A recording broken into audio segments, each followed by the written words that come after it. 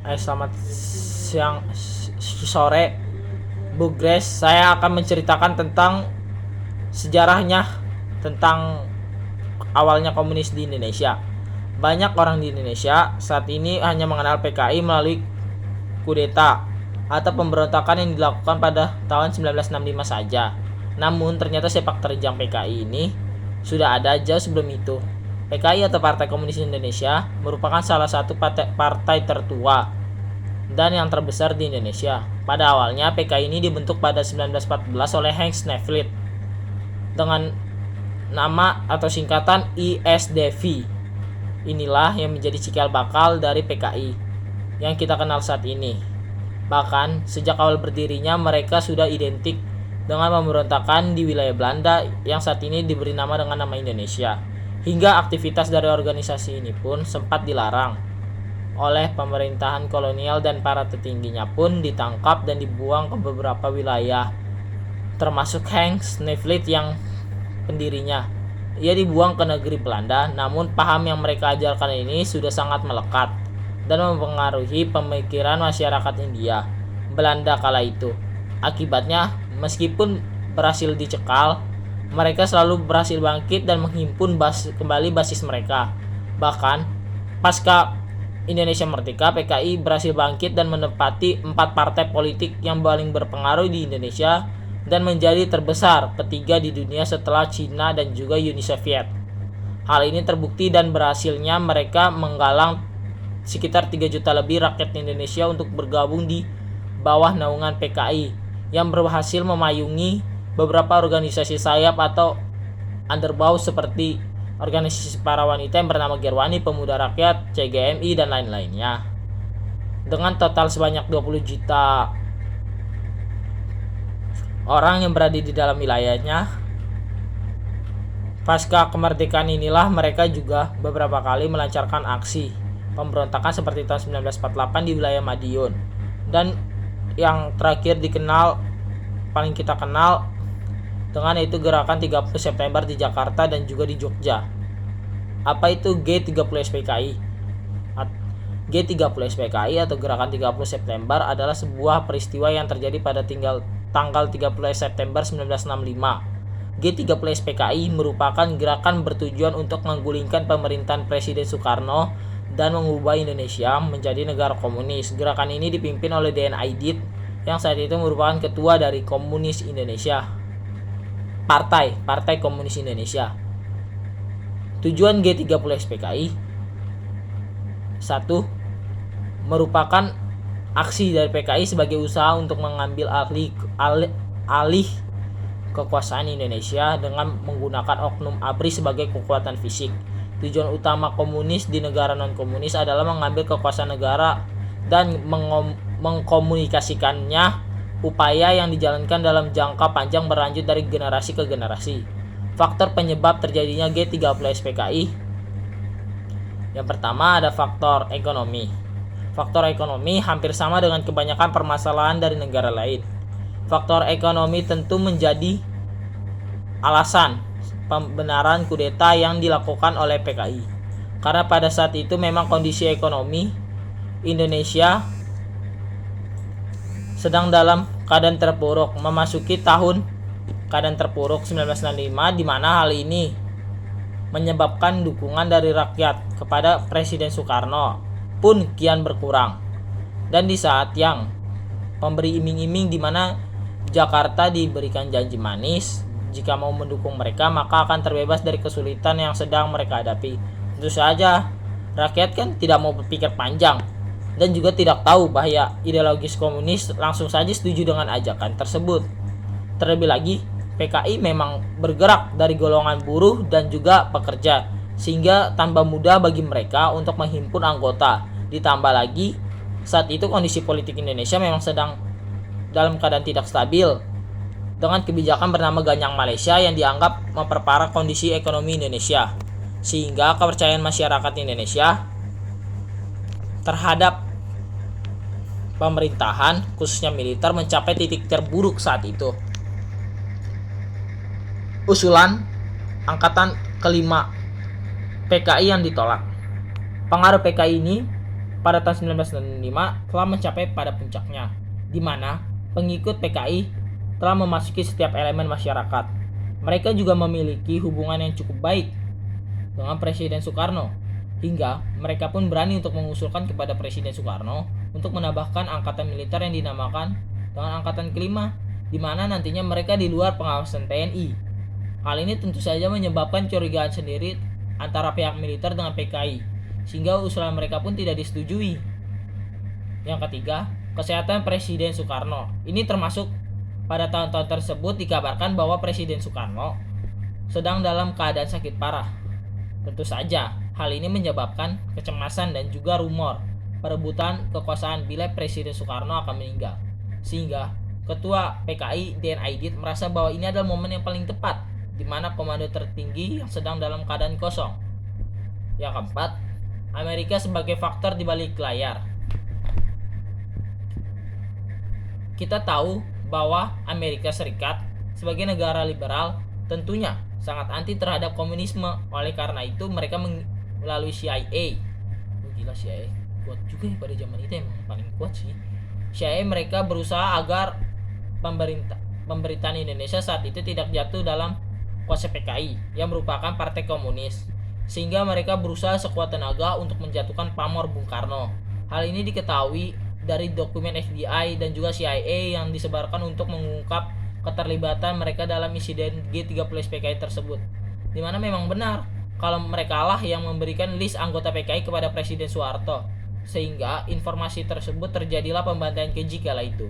Dari sini memang patut dicurigai apakah ada andil Amerika dalam kenaikan posisi Soeharto, Presiden Soeharto kedua, yang diuntungkan karena ia menjadi presiden akibat tragedi biadab yang disebut biadab, dan juga sangat terpuruk lah, kacau lah pada saat itu, memang kacau tersebut. Namun sayangnya hal ini tidak memiliki bukti yang cukup. Mungkin suatu setelah semua dokumen CIA telah dipublikasikan maka kebenarannya akan terbukti.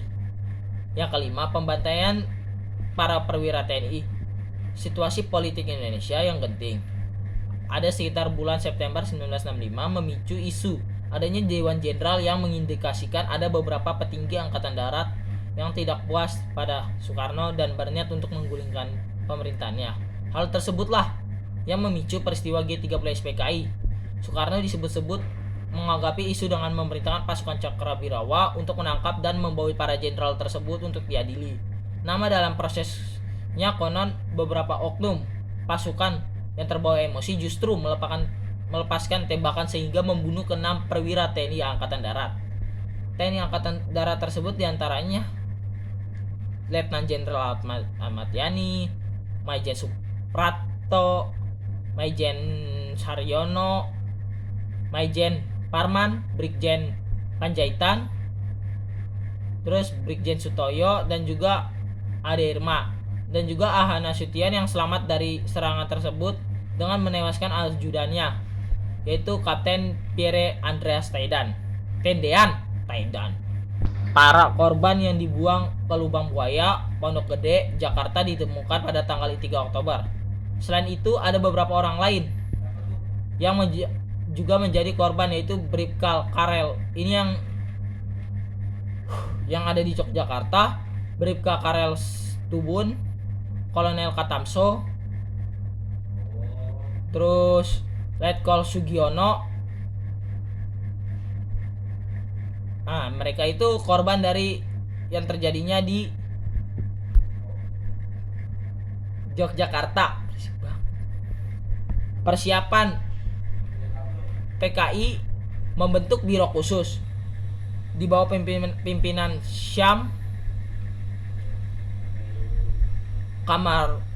Kamarumzan. Tugas biro khusus adalah merancang dan mempersiapkan perebutan kekuasaan. Menuntutnya dibentuknya Angkatan Kelima yang terdiri atas buruh tani dan dipersenjatai, melakukan sabotase aksi sepihak dengan aksi teror, sabotase terhadap transportasi kereta yang dilakukan aksi buruh kereta api. Pada bulan Januari Oktober tahun 1964, yang mengakibatkan serentetan kecelakaan kereta api seperti di Purwokerto, Kroya, Tasikmalaya, Tanah Abang, dan Bandung. Aksi sepihak misalnya peristiwa Jengkol, Bandar Betsi, dan juga peristiwa Indramayu. Aksi teror misalnya peristiwa Kanigoro Kediri, hal itu dilakukan sebagai persiapan untuk melakukan kudeta.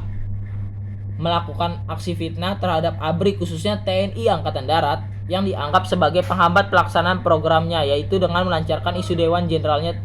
Tujuannya untuk menghilangkan kepercayaan terhadap TNI Angkatan Darat dan mengadu domba antara TNI Angkatan Darat dengan Presiden Soekarno. Ya Soeharto menurut gue ada hubungannya sih.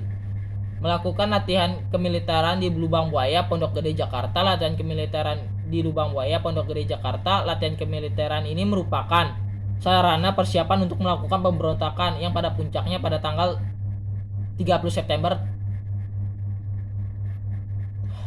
1968. Peristiwa G30 SPKI bermula pada tanggal 1 Oktober dimulai dengan kasus penculikan 7 jenderal terdiri dari anggota staf tentara oleh sekelompok pasukan bergerak menuju lapangan udara. 3 dari 7 jenderal tersebut diantaranya dibunuh di rumah mereka masing-masing, yaitu ada Jenderal Ahmad Yani, Haryono, dan Dei Panjaitan. Sementara itu ketiga targetnya yaitu Suprapto, Esparman, dan Sutoyo ditangkap secara hidup-hidup. Nasution yang menjadi target utama kelompok pasukan tersebut berhasil kabur setelah berusaha melompati dinding batas Kedubes Irak.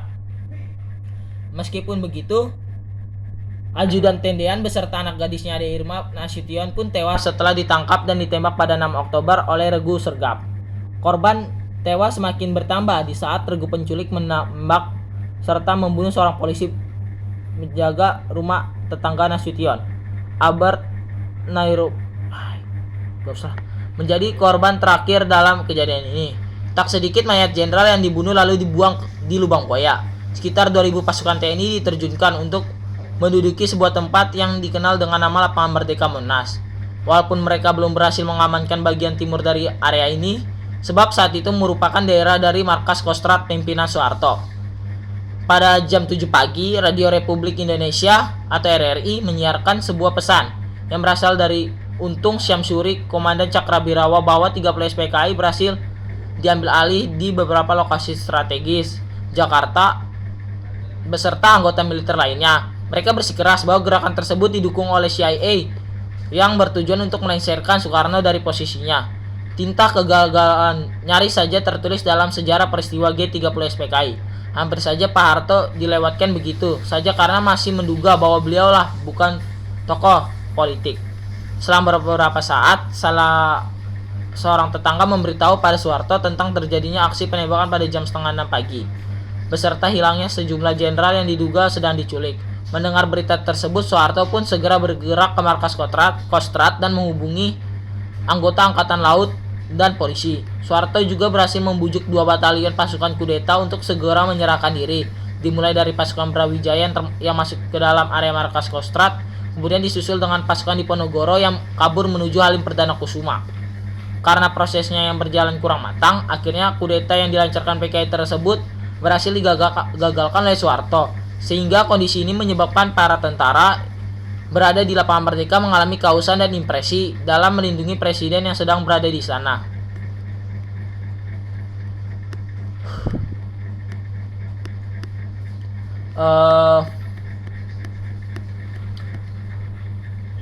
Nama 7 tokoh pahlawan revolusi korban G30 SPKI itu ada Panglima Letnan Jenderal Ahmad Yani, Maijen Suprapto, Maijen Haryono, Maijen Siswondo Parman, Brigjen Panjaitan, Brigjen Sutoyo, Letnan Pierre Tandean. Dan sekian presentasi dalam menceritakan kembali sejarah PKI. Kalau ada kata-kata yang salah mohon maaf. Terima kasih.